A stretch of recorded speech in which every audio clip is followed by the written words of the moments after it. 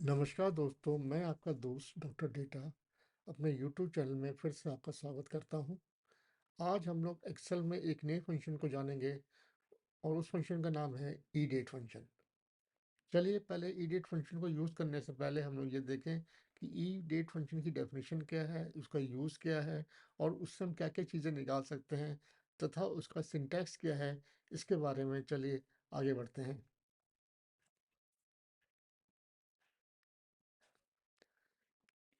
MS Excel का जो ईडेट function है उससे हम किसी भी दिन की, आज की तारीख, आने वाले महीने की तारीख और पिछले महीने की तारीख को अगर हमको जानना है उसकी डेट क्या थी, तो हम एक्सेल का ई डेट फंक्शन का यूज़ करते हैं। ई डेट फंक्शन का जो मुख्य यूज़ होता है कि किसी भी चीज़ हमने जो खरीदी है उसका एक्सपायरेशन डेट्स आफ्टर 1 साल या 24 महीने के बाद क्या होगा। कोई हमने कोई पॉलिसी ले रखी है, कुछ लिखी है, तो उसका मैच्योरिटी डेट कब होगा। इन सब चीज़ों में हम ई डेट फंक्शन को यूज़ करते हैं।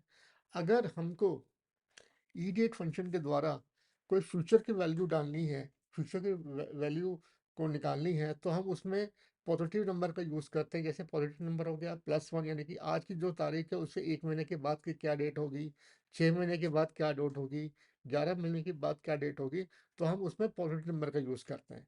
अगर हमको किसी पिछले महीने की डेट निकालनी है, जैसे हमको पिछले 6 महीने की डेट निकालनी है, तो इसमें हम -6 यूज़ करेंगे, -4 यूज़ करेंगे, 4 महीने पहले की डेट क्या है, तो हम उसके लिए इन सब चीज़ों का यूज़ करते हैं। इसका जो सिंटैक्स है वो है E date, start date, comma, months. यानी कि ई डेट का मतलब, ये स्टार्ट डेट का मतलब कि अगर हमने कोई तारीख दे रखी है और हमने मंथ स्पेसिफाई कर दिया कि ये तारीख है और उसके 6 महीने के बाद उसकी क्या डेट होगी, तो हम उसको उसमें हम मंथ फंक्शन का यूज़ करते हैं। चलिए हम आगे बढ़ते हैं और एक्सेल में जाके देखते हैं कि इसको हम कैसे यूज़ करते हैं। अब आप देख रहे हैं कि हमारे पास एक इम्पॉर्टेंट फंक्शन है। जैसे हमारे पास डेट्स हैं 6/10/2023, 11/11/2023। हमको 1 महीने के बाद डेट निकालनी है, तो हमने फंक्शन यूज़ किया है डेट। हमने ये सेल को, इसको चलिए हम लोग फिर से शुरू करते हैं। इस चीज़ को मैं हटा के फिर से आपको बताता हूँ कि इसको हमको कैसे यूज़ करना है। हमने लिया is equal to E date, हमने लगाया ब्रैकेट, हमने ये डेट सेलेक्ट किया। फिर हमको जाननी है कि 1 महीने के बाद डेट क्या होगी, हमने इसको सेलेक्ट किया और फिर हमने इसको बंद किया और हमने इसको एंटर मारा, तो देखिए हमारे पास 6/11/2023 की डेट आ गई। अगर हमको 3 महीने के बाद की डेट क्या होगी, तो हम इसको निकालेंगे, इसमें 3 महीने ऐड करेंगे। देखिए हमने C8 यूज़ किया।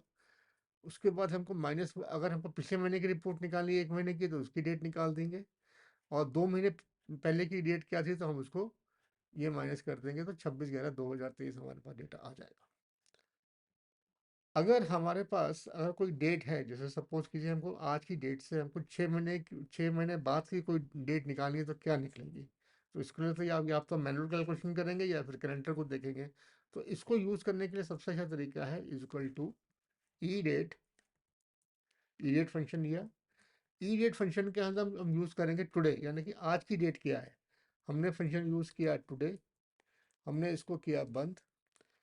फिर हमने पूछा कि 6 महीने बाद डेट क्या होगी, हमने लिखा 6, हमने इसको बंद किया और देखिए हमारे पास, यानी कि 4/8/2024, जो भी आज की आप डेट यूज़ करके 6 महीने की डेट निकालना चाहते हैं, हम उसको इस फंक्शन के द्वारा इसे निकाल सकते हैं। अब है मूव बाय ईयर्स। अब देखिए, जैसे हम जानते हैं कि अगर हमारे पास ईयर है 3 और 5 और डेट हमारी ये है 5/11/2023, 5/11/2023 के बाद हमारा क्या डेट आएगी, तो हम इसको यूज़ करेंगे ई डेट फंक्शन। ई डेट, ये हमारी डेट है।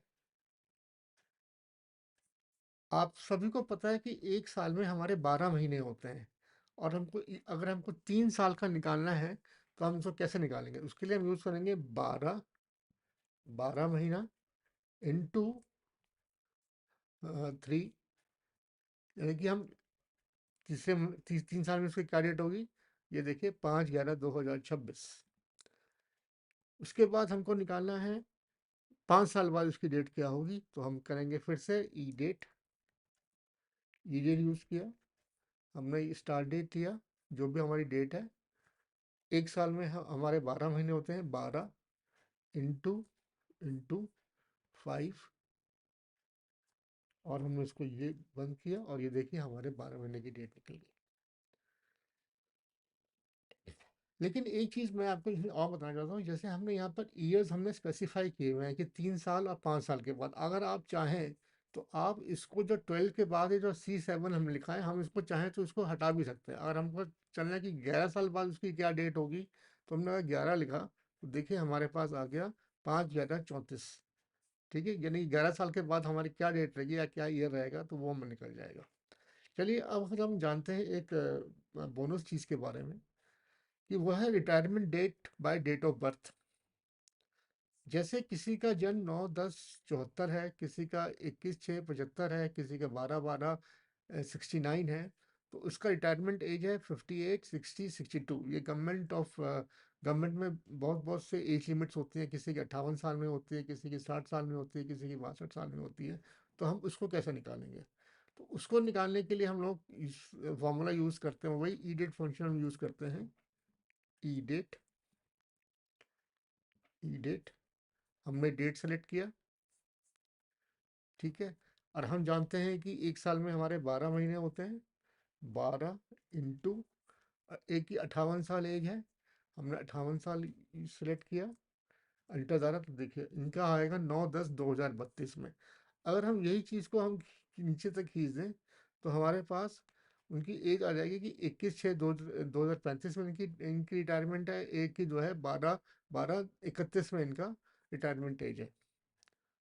मैं होप करता हूँ कि आपको यह फॉर्मूला समझ आया होगा, तथा आप इस फॉर्मूला का आगे भी अपने अपने डे टू डे लाइफ में इसका यूज़ करेंगे। अगर आपको ये वीडियो अच्छा लगा हो तो कृपया करके उसको लाइक और शेयर कीजिए, और ऐसे वीडियो को बनाने के लिए मेरे इस यूट्यूब चैनल को सब्सक्राइब करें। आपका बहुत बहुत धन्यवाद।